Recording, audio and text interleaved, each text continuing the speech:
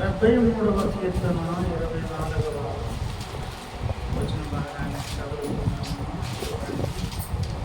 నీ ఆలోచన చేత నన్ను నడిపించెదవు, తరువాత మహిమలో నీవు నన్ను చేర్చుకుంటూ. చిన్న ప్రార్థన చేద్దాం.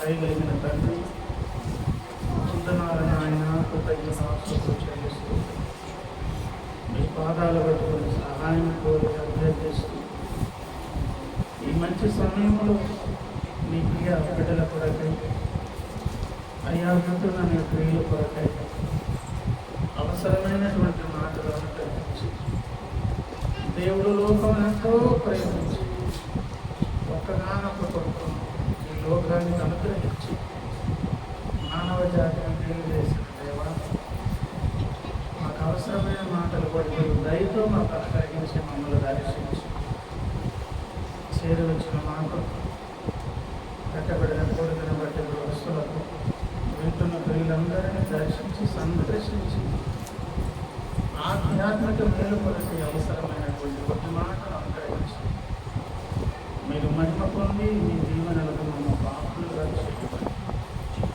ఏసైనామం ప్రార్థించిన ఎదుర్కొంటున్నాము. పరమతండ్రి దేవుని శ్లోకం అదే ప్రియమైనటువంటి దేవుని బిడ్డలారా, దేవుని సంగమా,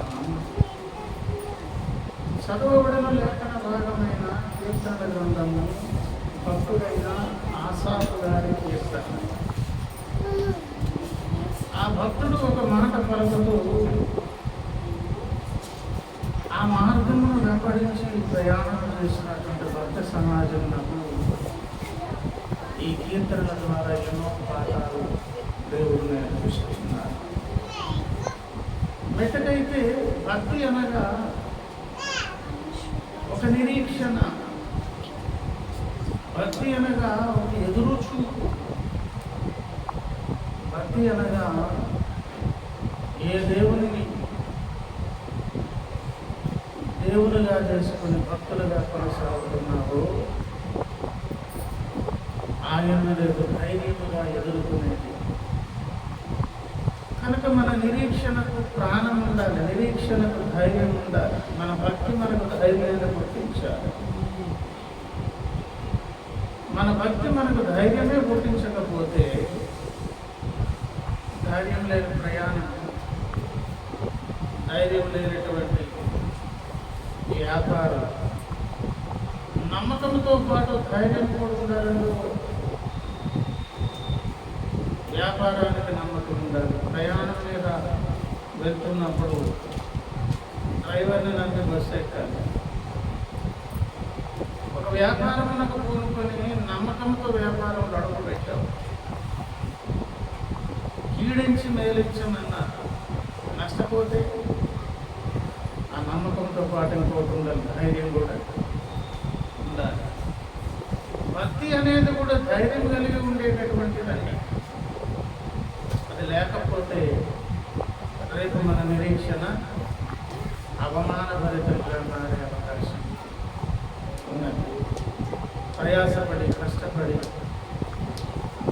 శ్రమకు వచ్చి జీవితాన్ని ఖర్చు పెట్టి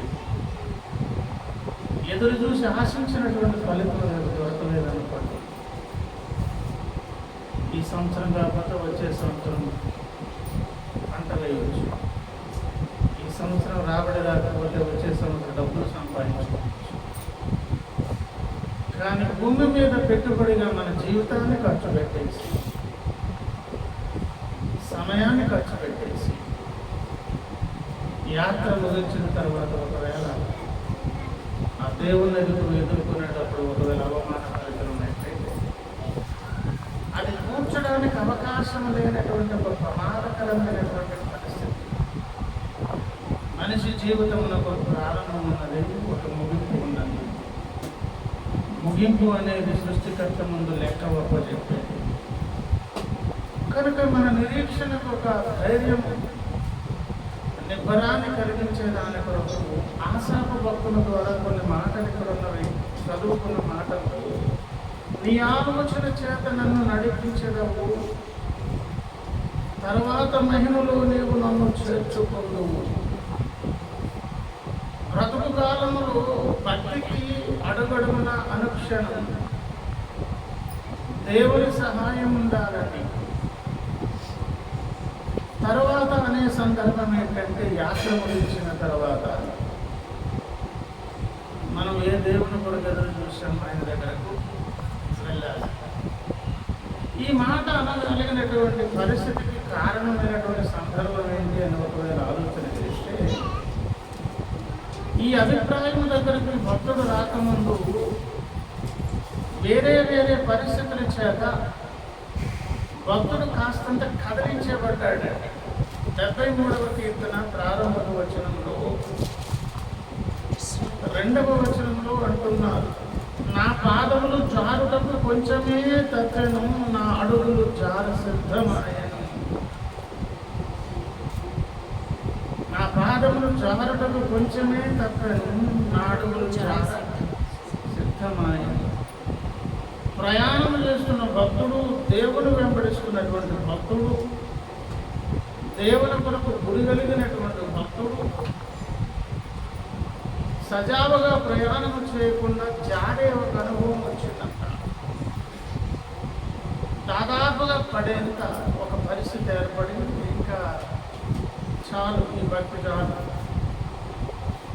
ఈ విశ్వాసం చాలు, ఇంకేం భక్తి చేస్తాం అని ఒక నిరుత్సాహం అనేది భక్తి జీవితంలో భక్తులకి ఏర్పడింది. అంటే ఇక్కడ ఒక పాఠం ఏంటంటే, భక్తి కూడా కొన్నిసార్లు తద్వారా కలగాల్సిన లాభాలు నేరు కలిగినప్పుడు, ఆశించిన ప్రయోజనం కలిగినప్పుడు భక్తిలో కూడా నిరుత్సాహం వచ్చే ప్రమాదం ఉన్నాయి. ఒక్కొక్కరికి ఒక్కొక్క రకమైనటువంటి పరిస్థితి. దాదాపుగా ఎక్కువ శాతం మెజారిటీ భాగం ఈ విషయంలో వస్తుంది. ఇప్పుడు ఆసాపు భక్తుడికి ఏ సమస్య వచ్చింది? ఏమొచ్చింది సమస్య అంటే, 3వ వచనం నుంచి, భక్తిహీనుల క్షేమము నాకు అంటబడినప్పుడు గర్వించే వారిని బట్టి నేను ఆశ్చర్యపడింది. ఉండాల్సినంత భక్తి లేని వారు చాలా మంది ఉన్నారు. చేయవలసిన భక్తి మనం ఇంకేదో చేస్తున్నారు. భక్తి లేదు కానీ వారు ఎట్లున్నారంట? క్షేమకరమైన స్థితిలో ఉన్నారు. అప్పుడు ఈ భక్తులకు ఒక ఆలోచన వచ్చింది, భక్తులు కదా, దేవునికి ఇష్టకరంగా నమ్మకంగా ఉంటున్నాను కదా, దేవుడు ఇచ్చినటువంటి ఆజ్ఞలు పాటిస్తూ ఏమండి ఏ విధమైన పొరపాటు చేయకుండా జాగ్రత్త పడుతున్నాను కదా, శక్తి వంచిన శక్తి లోపం లేకుండా సాధ్యమైనంత నమ్మకంగా బ్రతకాలనేటువంటి తీర్మానంతో బ్రతుకుతున్నాను కదా. నాతో పోల్చి చూస్తే నా కళ్ళ ముందు కనిపిస్తున్నటువంటి వారు భక్తిహీనులు. ఏమండి వారి జీవితాలు బ్రతుకులు చూస్తే క్షేమకరమైనటువంటి స్థితిలో ఉన్నది. నా బ్రతుకు ఎలా ఉన్నదంటే ఏదో స్టాండర్డ్ అవుతున్నట్లుగా ఆ సమయానికి ఏదో దొరుకుతుంది తప్ప ఆశించినవి దొరకట్లేదు. ఈ సంవత్సరం కాకపోతే నెక్స్ట్ ఏదో వృద్ధి కలుగుతుంది, క్షేమం కలుగుతుంది, ఆర్థిక నిల్వలు పెరుగుతాయి, ఇంకేదో సమృద్ధి కలిగిన స్థితి వస్తుందని ఎదురు చూపుతున్నాను. నాకేమో ఏమీ రావట్లేదు.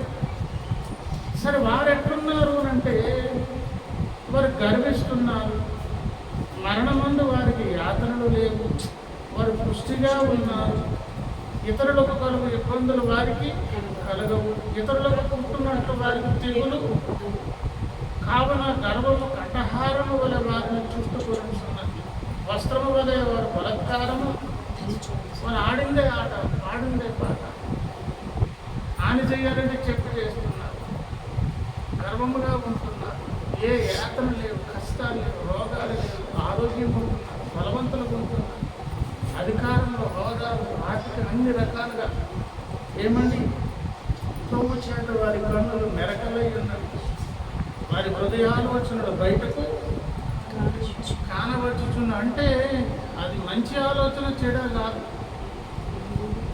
అంటే నేను చేసినా ఏం చెప్పినా నా మాట చెల్లదు ఇంకంతే అన్నంతగా. వీళ్ళంతకు ఎవరు పడతారు? వీళ్ళందరూ లక్షణాలు కలిగినటువంటి వారు భక్తికి.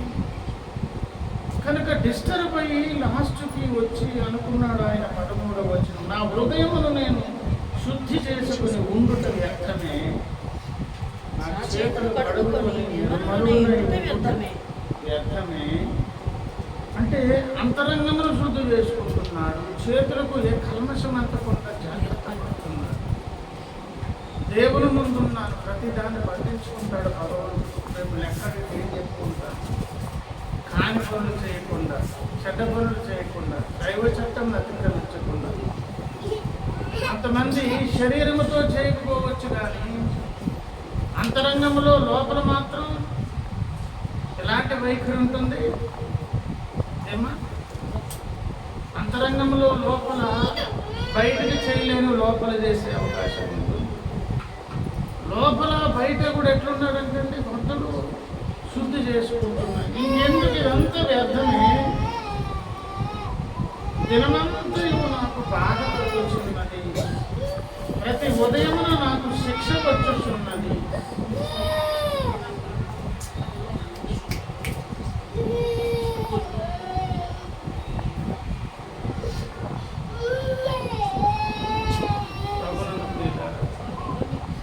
ఈ వైఖరంతా, ఈ పరిస్థితి అంతా భక్తుడు చూసినప్పుడు నిరుత్సాహపడి ఏమనేదని అనుకున్నాడు, ఇంకెందుకు నాకు ఈ భక్తి, ఇంకెందుకు పవిత్రత, పరిశుద్ధత అనే దగ్గరికి ఎవరు వచ్చేసారండి?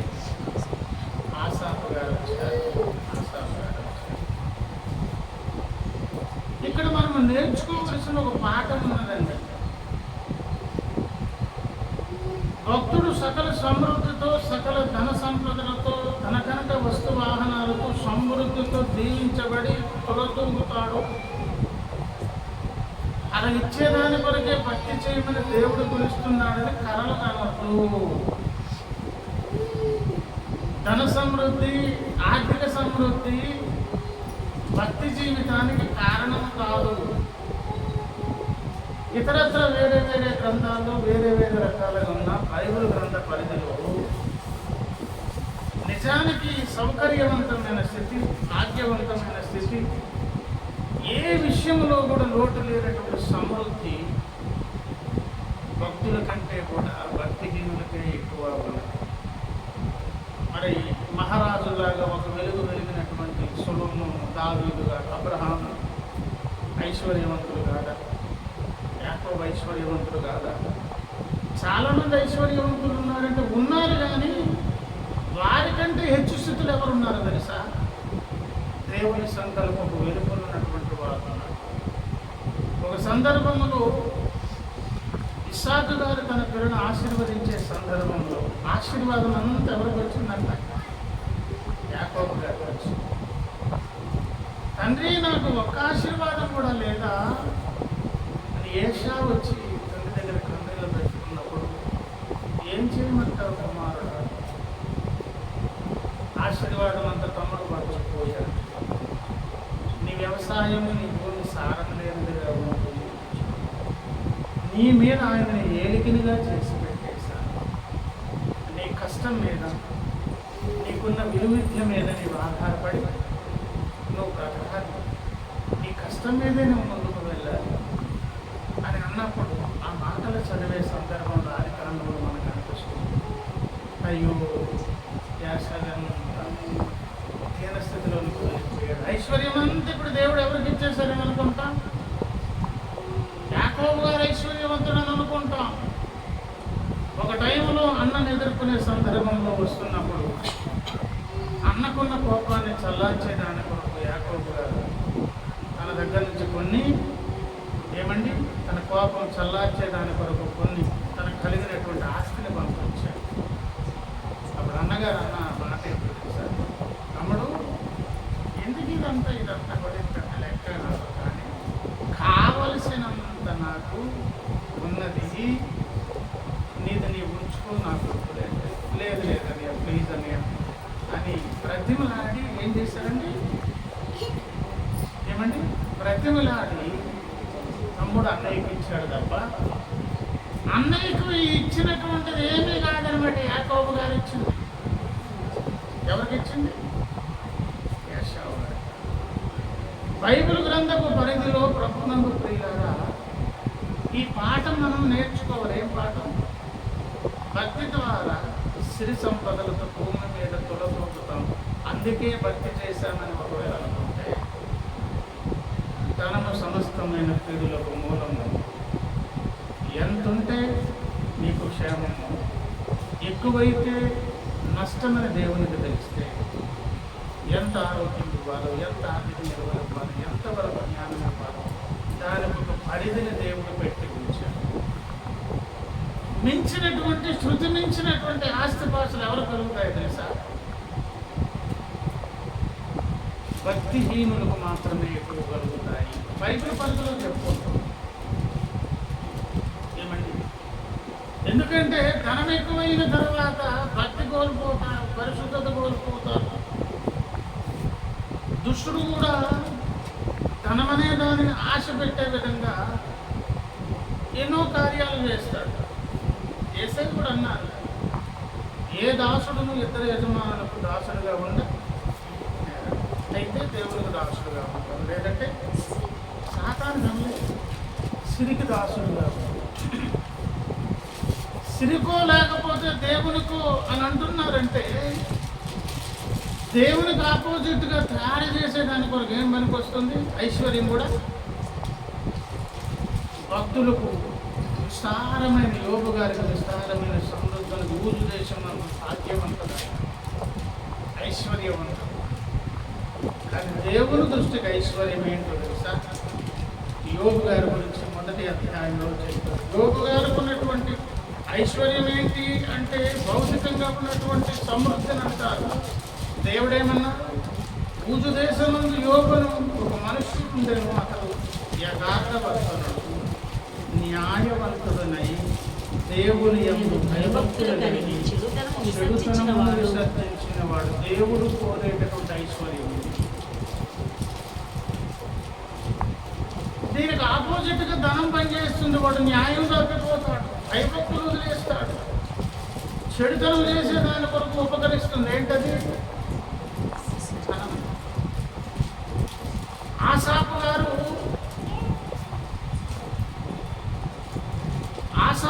భక్తి చేసి చేసి చేసి ఆర్థికంగా ఏదో కావాలని కోరి కోరి కోరి తను ఆశించినటువంటిది దొరకలేదు కనుక ఒక అభిప్రాయానికి వచ్చాడు, ఇంకెందుకు ఈ పరిశుద్ధత, ఈ భక్తి, ఈ మంచి జీవితం చాలు, ఇంక శుద్ధి చేసుకోవడం, అంతరంగ శుద్ధి, బాహ్య శుద్ధి నాకు ఇవ్వద్దు, లోకస్తుల వలె నాకు ఐశ్వర్యం దేవుడు పెట్టాడు, ఇంకొద్దు, నేను మానేస్తాను అని లోపల ఆలోచించుకొని హృదయములు ఏం చేశారంటే లోపల ఆలోచన చేసి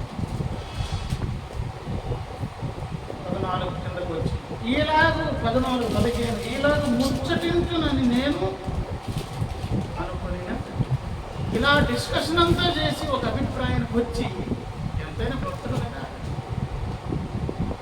తొందరపడకుండా, కంగారు పడకుండా, సరే కానీ ప్రభువా, భక్తిగా ఉన్న నాకు దొరకలేదు ఐశ్వర్యం, వాళ్ళకి ఎంత తెచ్చాను కదా, దీనితో వారు ముందుకు సాగి జీవితపు ముగింపు ఎలా ఉంటుంది అని తన జీవితాన్ని పక్కకు పెట్టి వాళ్ళకాల అంతముల గురించి దేవుడు అడగడం మొదలుపెట్టాడంట. 16 అయినను దీనిని తెలుసుకొనవలెనని ఆలోచించినప్పుడు నేను దేవుని పరిశుద్ధ స్థలములోనికి పోయి వారి అంతమును గురించి ధ్యానించే వరకు లాస్ట్ మూమెంట్లో ఒక అభిప్రాయానికి వచ్చి ఒక్కసారి ఆగి వాళ్ళ అంత్యదశ ఎట్లా ఉంటుంది ప్రభువా, నేను అంత ఐశ్వర్యం నాకు లేదు, అంత సమృద్ధి లేదు, అంత పరపతి నాకు లేదు, ఆశించాను నాకు అర్థమైపోయిన మీరెవరు అలాంటి వాళ్ళకి ఇస్తారు, నాకు ఎందుకు భక్తి, నేను కూడా భక్తి వదిలేస్తాను అని అని అని ఎంతైనా భక్తుడు కనుక లాస్ట్లో పరిశుద్ధాత్మ దేవుడు మనస్సాక్షిని గర్తించినట్టున్నారు. వాళ్ళు ఇలాగే కంటిన్యూ అయ్యి ముగింపు కూడా ఎలా ఉంటుంది అని కొంచెం ధ్యానించడం కొరకు ఎక్కడికి వెళ్ళాడు, మళ్ళీ దేవుడి సన్నిధికి వెళ్ళి కొంచెం మోకరించి అడిగితే అంతవరకు ఆయాసం ఆయాసముగా అనిపించినటువంటి సంగతి పక్కకు పోయింది. ఆ సంగతి నాకు ఆయాసకరముగా ఉండే ఎంతవరకు వారంతమును గూర్చి ధ్యానించే స్థలములకు వెళ్ళినంత వరకు ఆయాసము కనిపించింది. 18కు వచ్చన్నారు, నిశ్చయముగా నీవు వారిని కాలు జారు చోటనే ఉంచి ఉన్నావు, వారు నశించున్నట్టు వారిని పడవేయు. శృతి మించినటువంటి ఐశ్వర్యం మన తాహతను, అంతే కదండి. తలపాగా ఎలా ఉండాలంటే మెడ విరిగిపోయే తలపాతలు అయిపోతాయి, మనిషి పోతాడు. హద్దు మీరిన ఫుడ్ మంచిదే, శృతి మించి తింటే హాస్పిటల్ పోతాయి. అతి సర్వత్రా వచ్చేది అన్నట్లుగా ఏది శృతి మించిన ప్రమాదం అండి. భక్తులు ఇక్కడ దృష్టి పెట్టాలి. ఒక భక్తుడుగా కొనసాగే దాని కొరకు నువ్వు ఎక్కడ ఉండాలి, ఏ స్థితిలో ఉండాలి, ఎటు కుటుంబంలో ఉండాలి, ఎటువంటి ఆర్థిక స్థితిగతులు ఉండాలి, ఎలాంటి ఆరోగ్య పరిస్థితులు, ఎటువంటి సమాజంలో బ్రతకాలి, ఎటువంటి వైఖరి ఉండాలి, ఎటువంటి యాటిట్యూడ్ ఉండాలి. పక్కాగా దేవుడు మన క్షేమం కొరకు ఏమేమి కావాలో వాటిని అందించి దేవుడు ఇస్తారు. ఈ భూమి మీద ఉన్నటువంటి ఆశల కొరకు, అతి ఆశల కొరకు భక్తుడు దృష్టి పెట్టవచ్చు. అలాగే పెట్టినటువంటి ఆశాపుడు ఒక పాఠం మనకు నేర్పించారు. అంటే వీళ్ళరా, ఈ సమృద్ధి కూడా దేవుడే కాదు, దేవునికి వ్యతిరేకంగా ఉన్నటువంటి దుష్టశక్తి ద్వారా కూడా ఈ సమృద్ధి కలిగే అవకాశం ఉన్నది. కనుకనే దాన్ని బేస్ చేసుకున్నటువంటి వారు ఏం చేస్తారు చెప్పండి? ఎక్కడున్నారంటే నిశ్చయముగా నీవు వారిని కాలు జారు చోటని జారి ఎక్కడికి వెళ్తారు? ఇవ్వండి అమ్మండి, మీకు వినిపించే చెవులు పనిచేయలేదు.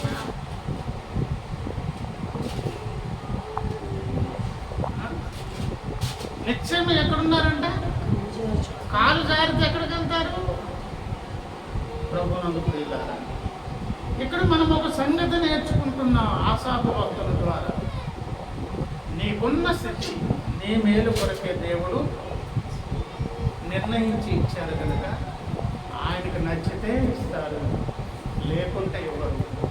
దృష్టి వాటి కొరకు, ఆ సంపాదన కొరకు, దాని మీద మనము లగ్నము చేయవద్దు. అలా ఒక పాఠము నేర్చుకున్న తర్వాత అప్పుడు చెప్పుకొచ్చారు ఏమని? నీ ఆలోచన చేత నన్ను నడిపించదవు, తర్వాత మహిమలో నీవు నన్ను చేర్చుకుందువు.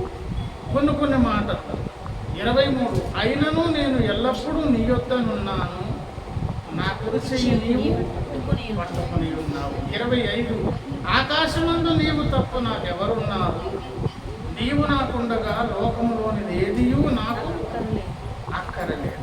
నా శరీరము నా హృదయము క్షీణించిపోయినను దేవుడు నిత్యము నా హృదయమునకు ఆశ్రయమును స్వాస్థ్యమునై ఉన్నారు. 28కు వచ్చన్నారు, నాకైతే దేవుని పొందు కనియకరము, నీ సర్వకార్యములను నేను తెలియజేయనట్లు నేను ప్రభువుని యెహోవా శరణుజొచ్చుచున్నాను. భక్తుడు తీసుకోవలసిన తీర్మానం ఇది. భక్తుడికి ఉండాల్సినటువంటి మనోవైఖరి ఇది.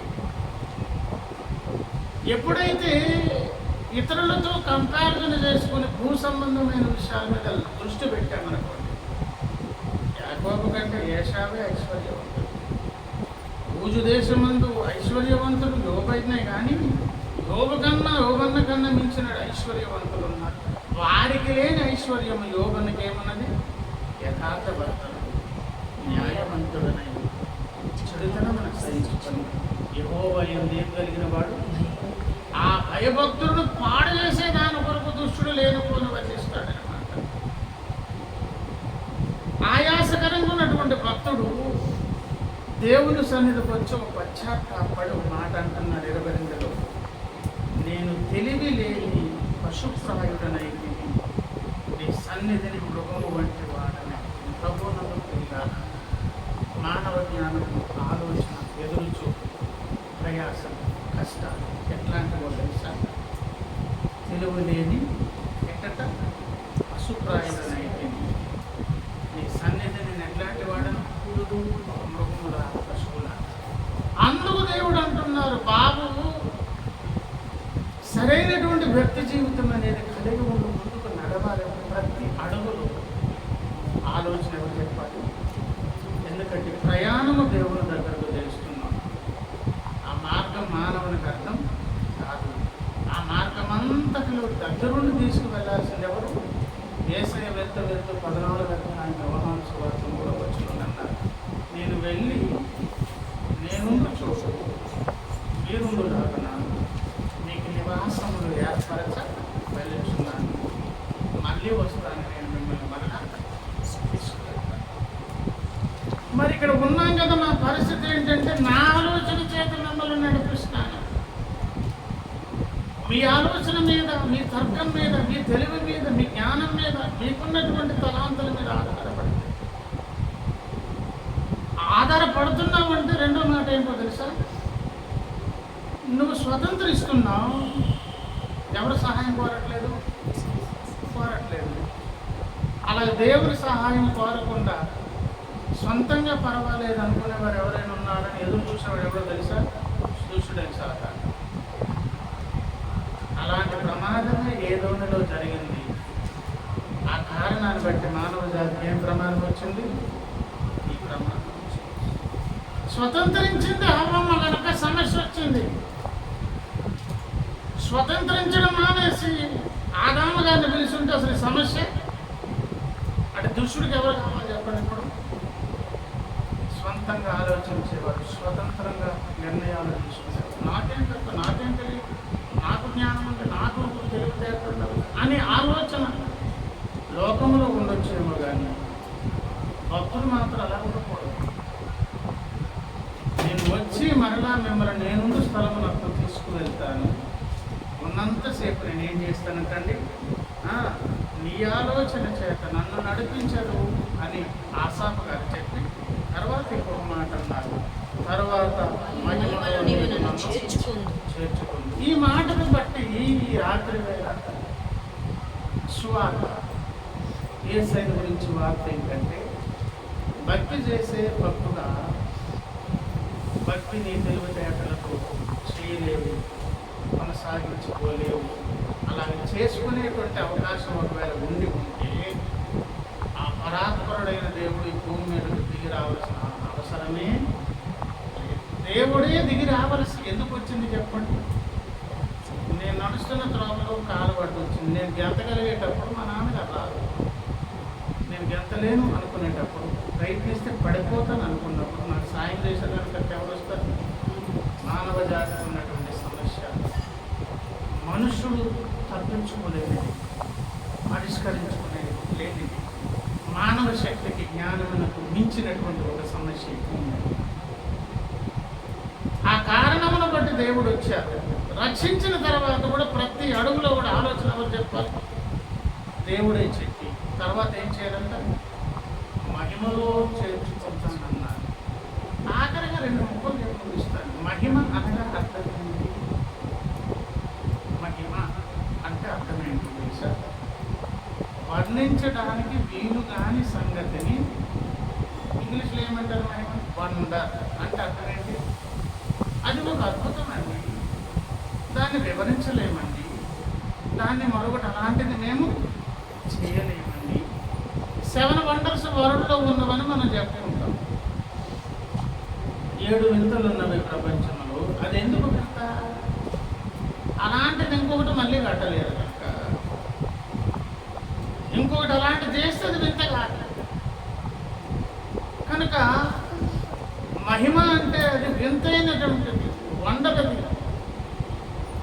వింతైనటువంటి 7 వండర్స్ ప్రపంచంలో ఉన్నవి. అసలు వండర్స్ అన్నిటికంటే మహా వండర్ ఎవరో తెలుసా? దేవుడే మహా అద్భుతం. దేవుడి స్తోత్రం. తర్వాత నీవు ఎక్కడికి చేరుకోవాలి? మహిమలోనికి వెళ్ళాలి. కుమారుడా ఆసాపు, నా ఆలోచన చేత నిన్ను నడిపిస్తాను, నా మహిమలోనికి నిన్ను తీసుకుంటాను అని దేవుడు ధైర్యం ఇచ్చారు. నిబ్బరంగా ఆసాపు గారు కూడా చెప్పారు, ఏమని? నీ ఆలోచన చేత నువ్వు నడిపిస్తావు దేవా, తర్వాత నీ మహిమలోనికి నేను చేస్తాను.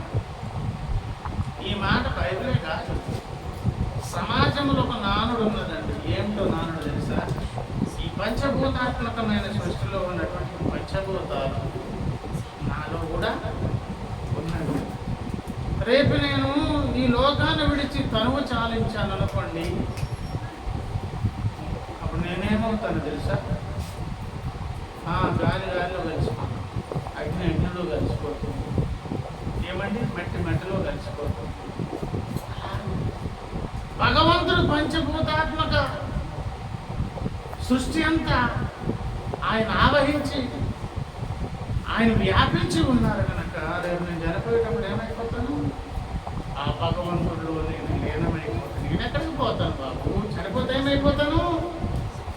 పంచభూతాల చేత నిర్మించబడినటువంటి నేను ఆ పంచభూత నిర్మాణకుడైనటువంటి ఆ భగవంతుడిలో నేను కలిసిపోతాను అనే నానుడు కూడా ఎక్కడ ఉన్నది? సమాజంలో లోకంలో ఉన్నదండి.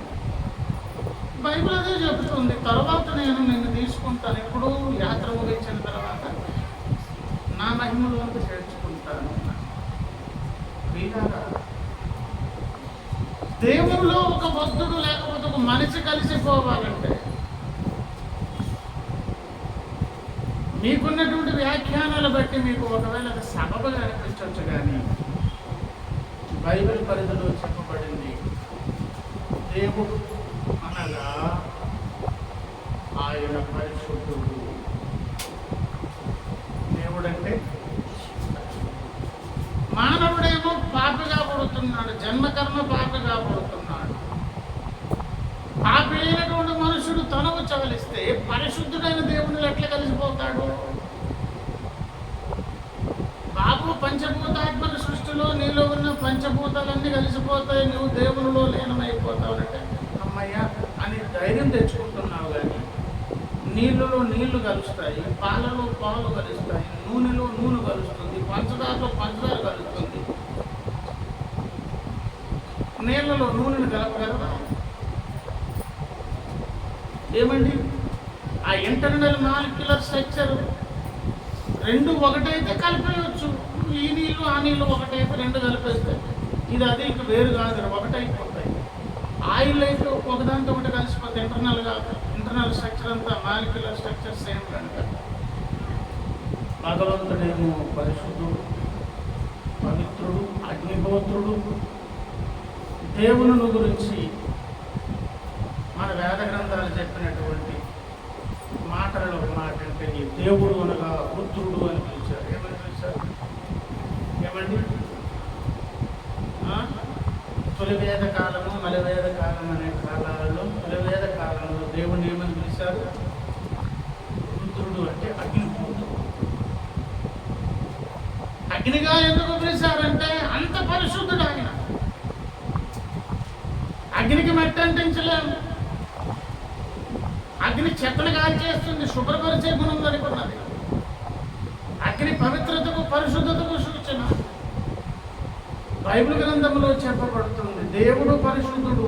పరిశుద్ధుడైనటువంటి దేవునుడు ఆ మహిమలోనికి నువ్వు కూడా చేర్చబడాలంటే భూమి మీద ఉండగానే నువ్వేం కావాలి? ఆ అగ్నిహోత్రుడిలాగా ఆ మహిమకు తగిన విధంగా మహిమకరమ వ్యక్తిగా నువ్వు మార్చబడితేనే యాత్ర ముగించిన తర్వాత భగవంతుల్లో కలుస్తావు. తప్ప బ్రతుకాలం అంతా నచ్చినట్టు బ్రతికేసి, ఇష్టారాజ్యంగా బ్రతికేసి, సకల పాటలు వేసేసి, దేవుడిచ్చిన అవకాశాలన్నీ దుర్వినియోగం చేసుకుంది, తాగి తిరిగి గంతలేసి ఇష్టారాజ్యంగా బ్రతికి సకల దుర్గుణాలతో జీవించేసి రేపు భగవంతుడు ఎట్లా కలిసిపోతున్న కళ్ళకు ఉంటున్నావు? అసలు నీళ్ళలోనేమో ఆయిల్ కలపలేవు. ఏమంటే నీళ్ళలో నీళ్ళే కలిపే అవకాశం ఉంటుంది. భగవంతుల్లో మారితేనే కలిసే అవకాశం ఉంటుంది. ఆశాపతో దేవుడు చెప్తా అంటున్నారు, నీకు ఆలోచన చెప్తాను. ఆలోచన ఏంటంటే మహిమగా ఉన్న నాలో నిన్ను మహిమగా తర్వాత మార్చుకోవాలంటే మాలిన్యమైనటువంటి నీ ప్రభువుకు ఒక అవకాశం భూమి మీద ఏర్పాటు చేసి నీ పాపములకు శుద్ధి చేసేటటువంటి ఆ ఖైదనమైనటువంటి పరిశుద్ధ రక్తాన్ని నీ కొరకు సర్వమానవాళి కొరకు అర్పించడం కొరకు ఈ లోకానికి దిగి వచ్చి నా ప్రాణం పెట్టాడు. యేసు రక్తము ప్రతి పాపము నుంచి ప్రతి వారిని ప్రతి పాపని పవిత్రులుగా చేస్తుంది కనుక మాలిన్యమై ఉన్నటువంటి నీవు మలిన స్థితి నుంచి బయటపడే దాని కొరకు ఒక్కటే ఆధారం. ఎంతో మంది వచ్చారు, ఎంతో మంది దేవుడు దేవతలు అనబడిన వారు కోపలని కోట్ల కొలది ఈ భూమి మీద కనిపిస్తున్నారు, వినిపిస్తున్నారు, పూజలు అందుకుంటున్నారు. ఎవరు అనని, ఎవరు చెప్పని ఒక గొప్ప మాట చెప్పారు. పాపము నుంచి విడిపించే శక్తి నాకున్నది, పాపులారా రండి అని పిలిచేటటువంటి దేవుడుగా ఈ లోకములు అవతరించిన ఆయన మరియ కుమారుడిని యేసునాథ దేవుడు. యేసయ్య మీద ఒకవేళ నీకే అభిప్రాయం అన్నదో ఉంటే ఉండని. నువ్వు మట్టి తీసుకెళ్తే బంగారం చేసేవారు ఉన్నారు, రాళ్ళు తీసుకువెళ్తే వజ్రాలు చేసేటటువంటి వారు ఉన్నారు. ఏమంటే నీ గుడిసెను మంత్రించి రాత్రికి రాత్రి రాజమహల్లాగా మార్చేవారు ఉన్నారు. ఏమండి నీ ఒంటి మీద వేసుకున్నటువంటి సామాన్యమైన దుస్తులను వజ్రాలు ఆరాధనలు నింపేసేటటువంటి అద్భుతాలు చేసేటటువంటి వారు ఉన్నారు. కానీ పాపిని పరిశుద్ధులుగా చేసేదాని కొరకు ఒక్కరికప్పుడు కూడా వినిపించలేదు. ఆ ఒక్కరి పేరు నజరేయుడు యేసు దేవుని స్తోత్రం.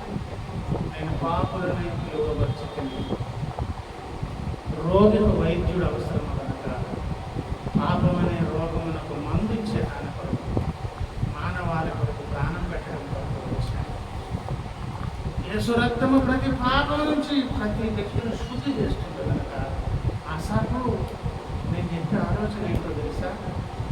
నా రక్తము చేత నువ్వు శుద్ధుడుగా దేవుని అడుగడుగును ఎలాగా నడిపించాలో ఆలోచన ఇచ్చి నడిపిస్తాను. ఒకనాటికి భూమి మీద ఉండగా నాలో కలిసిపోవడం కొరకు ఆటంకము లేని మహిమగా నిన్ను మార్చేస్తాను. దేవుని స్తోత్రం. ఆదాము సంబంధంగా పుట్టినటువంటి దేవునికి విరుద్ధమైనటువంటి ఆ పాతదైనటువంటి సృష్టి మొత్తాన్ని చేసేసి ఎవడైనా క్రీస్తునందున్న ఎడల వాడేటంట నూతన సృష్టి. ఇదిగో పాతగా గతించాను, సమస్తము నూతనమైన.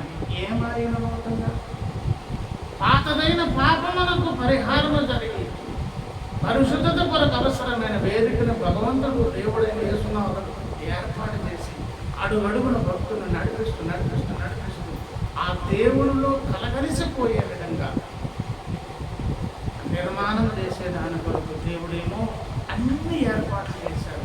ఇప్పుడు భక్తులు చేయాల్సింది ఒకటే, స్వంత తలకాయ మీద, శక్తి మీద, బలం మీద ఆధారపడకుండా ఇచ్చిన దానితో తృప్తిగా ఉంది. అది నా మేలు కొరకే చేశాడు. గ్రహింపు కలిగి ఉంది. అడుగడుగున దేవుని ఆలోచన తీసుకో. అడుగడుగున పవిత్రీకరణ పొంది భగవంతుడిలో లీనమయ్యే దాని కొరకు తరువాత మహిమలో చేర్చబడి భాగ్యం కొరకు దేవుని మీద ఆధారపడి భక్తి చేయడమే భక్తి సాధన. దేవుని ఈ భక్తి సాధన చేయకుండా ఏదో తిన్నాం, పడుకున్నాం, లేచాం, తిరుగుతున్నాం, చేస్తున్నాం, ఇదే జీవితం అని అనుకుని నిర్లక్ష్యంగా ఎవరైనా వ్యవహరిస్తే ముగింపు ఎంత భయంకరంగా మారిపోతుందో తెలుసా? గొప్ప ప్రమాదమును మానవ జాతి పాతాళము నోరు తెరుచుకొని మానవ జాతిని మృంగే దాని కొరకు సిద్ధముగా ఉంటున్నటువంటి ప్రమాదం అనేది మానవ జాతిని నేర్చుకుంటూ ఉండగా మరణం అనే దినము ద్వారా నువ్వు పవిత్రుడు పరిశుద్ధ దేవుని చేత సమాధానపడే వాక్యాన్ని దుర్వినియోగం చేసుకుంటూ నష్టపోయే ఒక ప్రమాదం ఉంది. శాశ్వత కాలం నష్టపోతున్నదానికి దాని నుంచి విడుదల పొందే ఏర్పాటు దేవుడు చేసుకుంటూ ఉండగా నిర్లక్ష్యం చేసేటటువంటి వారు ఏమవుతారు? తప్పకుండా గొప్ప మూల్యాన్ని పొందుకుంటారని ఇలాంటిది పరిష్కరించడానికి వీలు లేదు. బైబిల్ ఒక్కటే భయపెట్టట్లేదండి, నరకం ఉన్నదని. అన్ని మత విశ్వాసాల్లో అందరూ నమ్ముతున్నారు. ఏమని? అన్ని గ్రంథాలు చెప్పే ఏమని? నరకం ఉన్నది బాబో, జాగ్రత్త, నరకం ఉన్నది, నరకం ఉన్నది. బైబిల్ చెప్తుంది నరకమున అగ్ని ఆరదు, పురుగు చావదు. నరకంలో పడేటప్పుడు ప్రాణమేమో పోదు, చావేమో రాదు, మంటలు మాత్రం ఆగవు. అంత గొప్ప ప్రమాదం తప్పించుకునే దాని కొరకు నువ్వే కష్టపడవద్దు, డబ్బులు వచ్చి పెట్టవు. యేసునాథుడు ఏర్పరిచినటువంటి రక్షణ మార్గం అనేది ఉచితముగా ఇచ్చి ప్రయాసపడి పాపం భారం మోసుకుని నరకం వైపు పరుగులు తీస్తున్న ప్రజలారా రండి, మీకు విశ్రాంతి. ఏ విశ్రాంతి? పరలోకం అనే విశ్రాంతిని ఇస్తాను రమ్మని పిలుస్తూ ఉండగా చాలామంది వచ్చారు. ఎట్లా వచ్చారు తెలుసా? అట్టడుగు స్థాయికి చెందినవారు, నిమ్మల జాతులకు చెందినవారు, ఏమంటే తెలివితేటలు లేనివారు, చాలా గొప్పవారు, తెలివైన వారు, మాకు అంత తెలుసు ఇంత తెలుసు అనుకున్నటువంటి వారు అందరూ ఏం చేస్తున్నారు? యేసుని లక్ష్య పెడుతున్నారు. ఎందుకు పనికిరాని వారికి భాగ్యం దొరికింది. ప్రభునందు ప్రియులారా, ఈ భాగ్యాన్ని కలిగి ఉన్నటువంటి నీవు నేను అదృష్టవంతురాలు. ఈ భాగ్యాన్ని మానవ జాతికి ఇవ్వడంతో దేవుడు ఈ విధంగా కూడా ఏం పిలుస్తున్నారు? నా ఆలోచన చేత నడిపిస్తాను, నేను ఏర్పరిచిన రక్షణ మార్గంలో అంటారండి. మీ ముగింపు అనేది ఆ మహిమ అయి ఉన్నటువంటి నాలో కలిసిపోయేటటువంటి భాగ్యం బ్రతికుండగా మీరు సాధించుకోండి. అది మీరు చేత కాదు. ఆ ఏర్పాటు, ఆ నిర్మాణం ఎవరు చేస్తారు? నేనే చేస్తాను. స్కూల్లో పిల్లలు వేసేసి వచ్చేయడమే మనం. వాళ్ళకి అవసరమైన బుక్స్ ఆ క్యారేజ్ వచ్చేస్తే సంవత్సరం వాడి స్టడీ మారిపోతుంది. అమ్మ నాన్నలకు చదువు లేకపోతే వాడి చదవడం మొదలు పెడతారు. ఒక స్టేజ్ వచ్చేటప్పటికి ఈయన ఇంకొకరికి టీచర్ అవుతారు. తీసి స్కూల్లో పడేసి వచ్చేసి కాలంతో పాటు వాని చదువు పెరుగుతుంది. ఈ అక్షర ముక్కలు రానటువంటి వాడు ఒకనాటికి ఏమైపోతాడు? మంచి విద్యావేత్తగా మారిపోతాడు. ఆ పని ఎవరు చేస్తారు? స్కూల్లో వేస్తే అక్కడే జరిగిపోతుంది. దేవుని స్కూల్, దేవునిలోనికి వస్తే ఆ రకంగా నిర్మాణం చేసే కార్యక్రమం భగవంతుడు చేస్తాడు. కనుక ఆశాభను దేవుడు గురించి కుమారుడ లోక వ్యవహారముల మీద దృష్టి పెట్టి ఈ కంపారిజన్స్ అన్ని వాటి మీద పెట్టరు. మీతో పాటు నిత్యత్వపు మేలు కలిగించేదాన్ని యోబన్న ఎందరో ఐశ్వర్యవంతుడు, భాగ్యవంతుడు ఎందరో యెహోవా యందు భయభక్తులు కలిగి, న్యాయ ప్రవర్తన కలిగి, యథార్థ ప్రవర్తన కలిగి, చెడుతనమును సహించుకొని అది ఆ భక్తునికి సొంత సామర్థ్యం చేత రాలేదు. భక్తి చేస్తూ ఉంటే ఆ శక్తి, ఆ నిర్మాణం ఎవరు చేశారు? యేసయ్య పాదాల దగ్గర రక్షణతో పాటు మహిమలోనికి చేర్చబడే భాగ్యవంతమైన స్థితి దేవుని స్కూల్లో జరుగుతుంది. దేవుడికి వందనాలు. ఆ భాగ్యం ఇచ్చే దాని వరకు నిన్ను నన్ను మానవ జాతిని పిలుస్తుంది. ఎవరి అవసరత కొలది వారు ఎవరి దగ్గర రావాలి? దేవుని దగ్గర రావడం ఇంకా వేరే దిక్కే లేదండి. కనుక గ్రహింపగలిగిన వారు ఈ మాటలు స్వీకరించండి. యేసయ్యకు సమాధానపడి భక్తిలో కొనసాగుతున్న వాళ్ళ రేపు తరువాత మనము మహిమలో చేర్చబడే దానిలో ఆటంకకరంగా ఉన్నటువంటి ప్రతి విషయం మీద మనకేం రావాలి?